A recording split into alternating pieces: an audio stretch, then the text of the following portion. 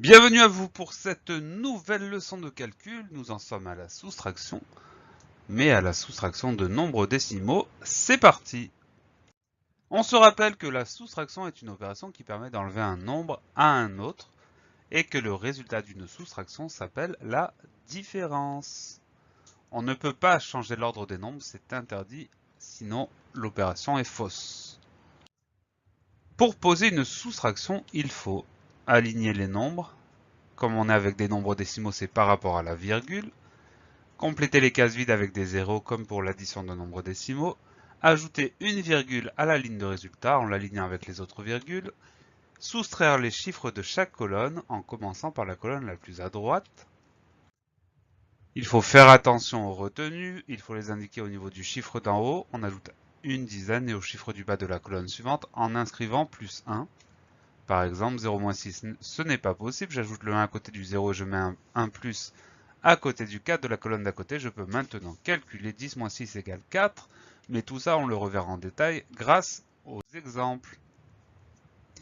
On va poser ensemble une première opération pour que tout soit bien clair. On commence avec 24,7 moins 8,46. Je commence par poser l'opération en alignant les virgules. Donc j'écris mon premier nombre, 24,7. Avec mon œil, je repère la virgule. Je mets le petit moins et je vais écrire le deuxième nombre en alignant la virgule. Une fois que la virgule est posée, je mets le 8 en dessous du 4, je mets le 4 en dessous du 7 et le 6 je le décale à droite tout seul. Je mets ma barre de résultat, mon petit égal et je vais pouvoir compléter avec des zéros. Là, il y a une seule case vide, donc je complète. Comme ça, je suis sûr de ne pas me tromper. Et avant de passer à l'opération, j'ajoute la virgule au résultat. Comme ça, je suis débarrassé. Une fois que j'ai fait tout ça, ça devient une soustraction classique, comme on en a l'habitude. Je commence évidemment par la colonne la plus à droite, comme pour une soustraction normale. Donc je commence par cette colonne-là, indiquée par la flèche jaune. Allez, c'est parti, on y va. On se rappelle que ce petit nuage, ça indique ce qu'on fait dans la tête, ce qui se passe dans la tête. Rien ne vous interdit de vous aider de vos doigts, mais c'est mieux de le faire dans sa tête. Allez, c'est parti. On commence 0-6. 0-6, c'est impossible, donc qu'est-ce qu'on fait? On met une retenue en haut, une retenue en bas dans la colonne d'à côté, et on peut calculer 10 moins 6. 10 moins 6, ça fait 4. Donc j'écris le 4. Je passe à la colonne suivante. Alors attention, hein, j'oublie pas la retenue. Je fais 7 moins 5, parce qu'un plus 4, ça fait 5. Donc 7 moins 5, ça fait 2. Voilà, je l'écris. Je passe à la colonne suivante. Allez, 4 moins 8. Combien ça fait 4 moins 8? C'est impossible. 4 moins 8, on ne peut pas. Donc, qu'est-ce qu'on fait? Retenue en haut, retenue en bas. Ça se transforme en 14 moins 8. 14 moins 8, on peut le calculer. 14 moins 8, ça fait 6. J'écris le 6 et je passe à la dernière colonne.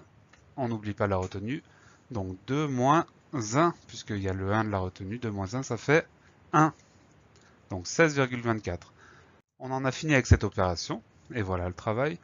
Donc en résumé, c'est une soustraction classique. On va faire attention à bien aligner les nombres correctement quand on pose l'opération. Pour les aligner correctement, comme ce sont des nombres décimaux, on va faire attention à aligner les virgules. J'aligne les virgules, je complète les cases vides avec des zéros, je mets la virgule au résultat et ensuite, soustraction, tout ce qu'il y a de plus clair. On va calculer 3 moins 2,508. Alors, volontairement, j'ai choisi une opération un peu piégeuse. Je pose l'opération en alignant les virgules. Mais pour le premier nombre, il n'y a pas de virgule, c'est un nombre entier, c'est 3. Et on se rappelle qu'un nombre entier, on peut le ajouter une virgule. 3, c'est comme si c'était 3,0. Donc, la virgule, elle se situe après le 3, ça veut dire que elle est à cet endroit-là, à l'endroit où les traits pointillés rouges viennent d'apparaître. Ça veut dire que je vais pouvoir écrire le deuxième nombre en dessous en mettant la virgule à cet endroit-là. Ça veut dire que le 2 il va venir en dessous du 3 et la virgule est le 508. Une fois que j'ai fait ça, je mets la barre de résultat, je mets le égal et je complète avec des zéros. Le premier nombre, le 3, je vais le même le compléter avec une virgule. On sait que 3, c'est 3,000, donc je mets la virgule au bon endroit, je complète avec des zéros, et ça me donne une opération bien posée. Donc on fait attention, quand c'est un nombre entier comme 3, on complète avec 0,000. Comme ça, on n'est pas embêté. Une fois que j'ai fait tout ça, je descends la virgule au résultat, je l'aligne avec le reste, voilà qui est fait. Mon opération est bien propre, elle est bien posée, je peux passer au calcul. Allez, on commence avec la colonne la plus à droite, le petit nuage apparaît, et c'est parti.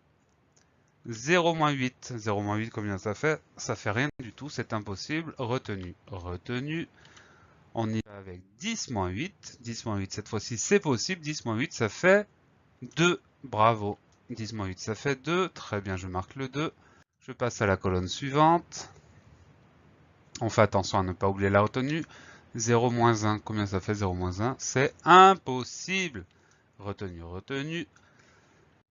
10-1, combien ça fait 10-1? Ça c'est possible, ça fait 9. Très bien, j'écris le 9. Je passe à la colonne suivante. On n'oublie pas la retenue, donc ça donnera 0-6. Puisque 1 plus 5 ça fait 6. 0-6, c'est impossible. Retenu, retenu. 10-6, ça fait 4.